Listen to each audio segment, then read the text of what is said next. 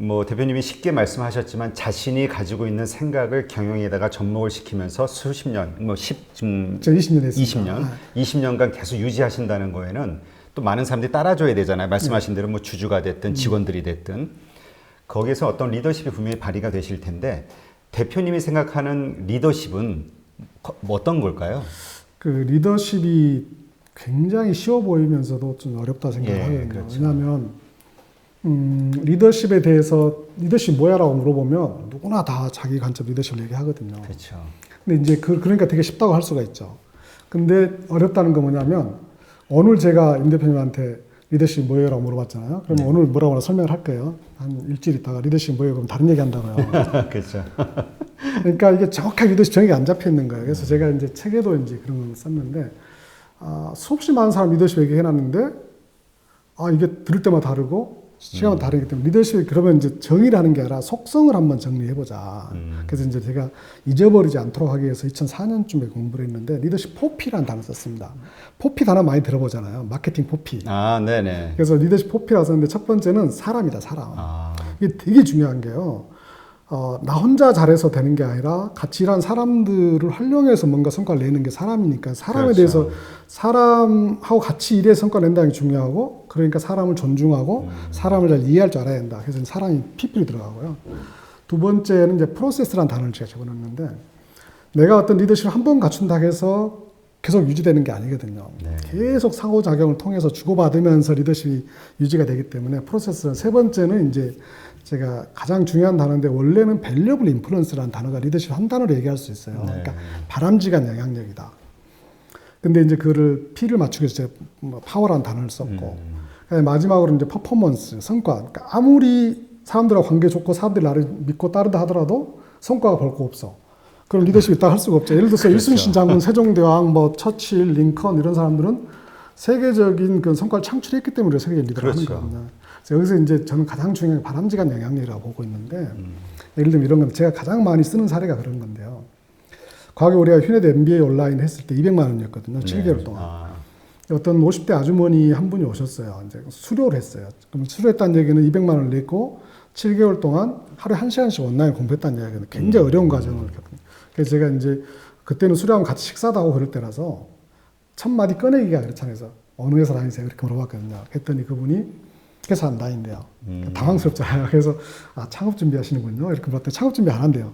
근데 50대 아주머니가 회사도 안 다니고 창업 준비 안 돼 자기 돈을 내서 7개월 동안 200시간 넘게 학습한 거예요. 쉬운 거 아닌데 그렇죠? 네. 그래서 그러면 도대체 왜 그렇게 어려운 일을 하셨습니까? 했더니 이분이 하시는 말씀이 당신이 11월 달에 시작했는데 그때 자기 딸하고 아들이 고2, 고1이었답니다. 근데 애들한테 야 공부해라, 공부 안 하면 엄마 좀 낸다 계속 얘기하는데 애들이 공부를 안 하는 거야. 그래서 이제 어머니가 깨를 내서 솔선수범을 한 거죠.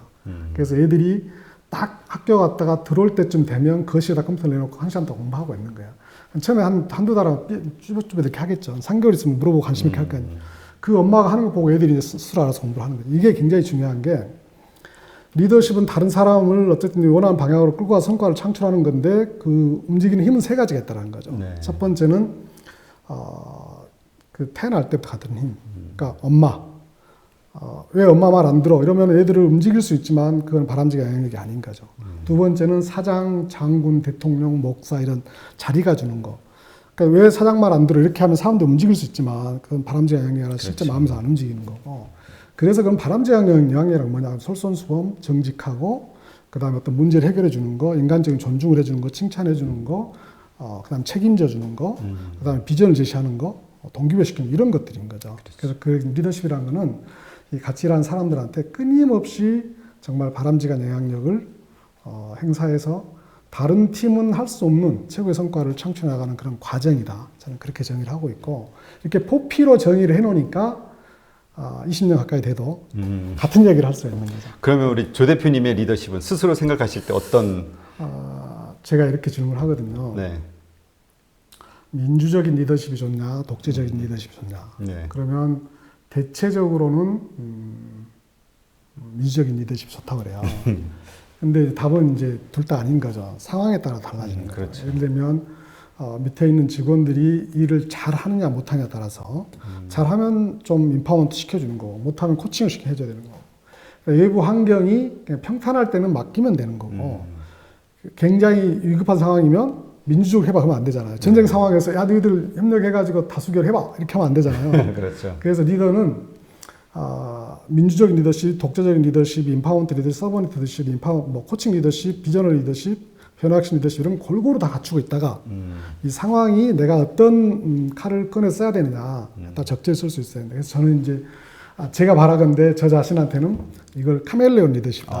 그러니까 수시로 변할 수도 있는데 사람들이 리더가 변하면 변한 게 안 좋다고 그러거든요. 근데 저는 그거 잘못했다고 생각합니다. 그러니까 리더는 어제까지는 이렇게 생각해서 맞다고 생각했는데 이 환경이 바뀌었어요. 그러면 직원들도 솔직하게 내가 어제는 이래서 이렇게 생각했는데 오늘 보니까 틀렸더라.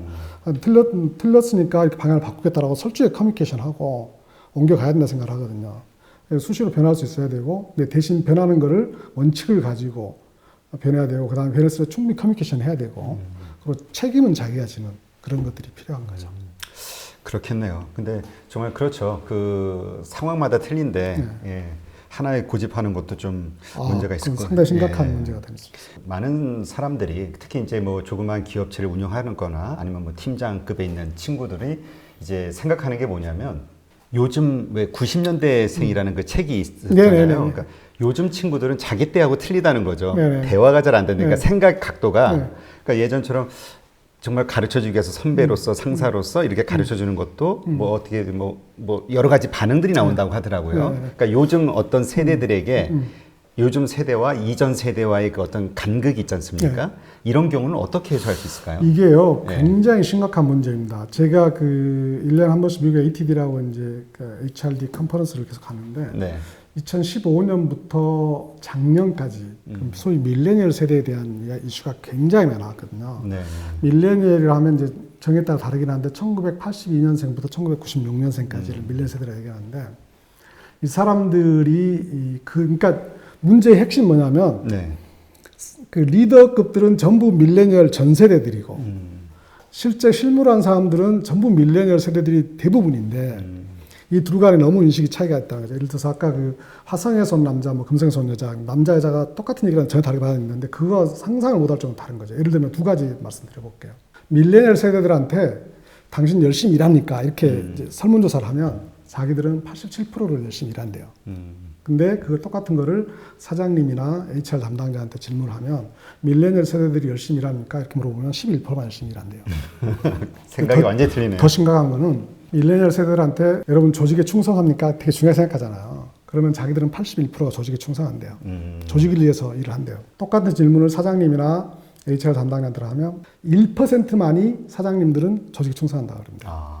이 갭이 너무 차이가 많이 나요. 그래서 제가 이제 말씀드리는 게 근데 이렇게 갭이 있다는 것을 먼저 알아야 되고 근데 옛날 이야기를 하면서 옛날에 이랬으니까 너희들이 나를 따라와 네가 부하 직원이니까 이렇게 해서는 걔들이 따라오는 게 아니라 나간다는 거죠. 그렇죠. 지금 대기업, 중소기업 신입사원들이 1년 안에 취직해서 1년 안에 나가는 확률이 38%라고 그래요.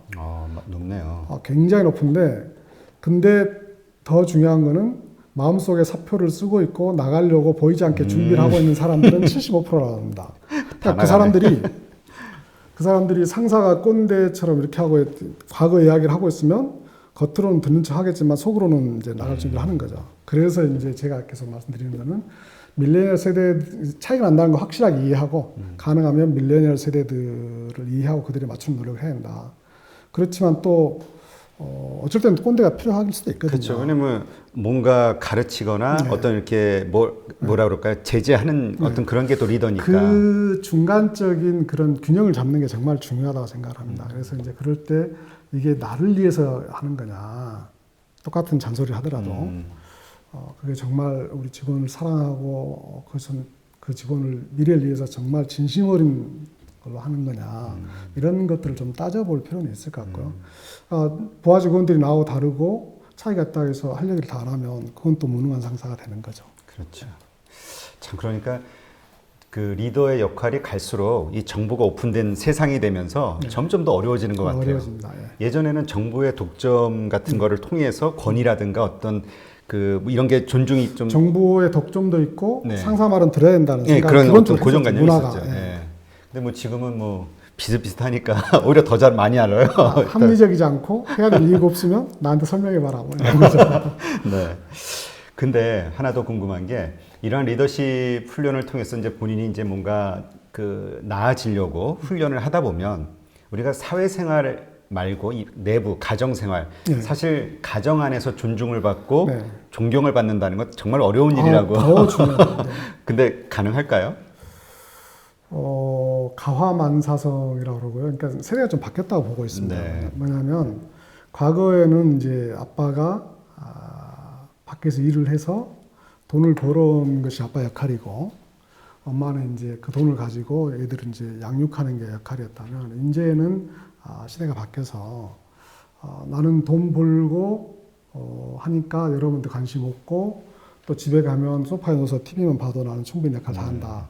그런 시대는 지났다고 보고 있고요. 요즘 젊은 아빠들은 뭐 가정 일도 다 같이 나눠서 하고 그래서 그런 문제들은 많이 없어지는 것 같고요. 정부 52시간 이슈라든지 워라밸이라든지 그러니까 과거에는 무조건 이제 일을 오랫동안 많이 하는 것, 소위 일을 인풋으로 생각을 했거든요. 얼마나 오랫동안 앉아있냐. 근데 요즘 이제 일을 아웃풋으로 생각하는 경향도 좀 생기고 그래서 워크앤라이프 밸런스보다는 워크앤라이프 하모니.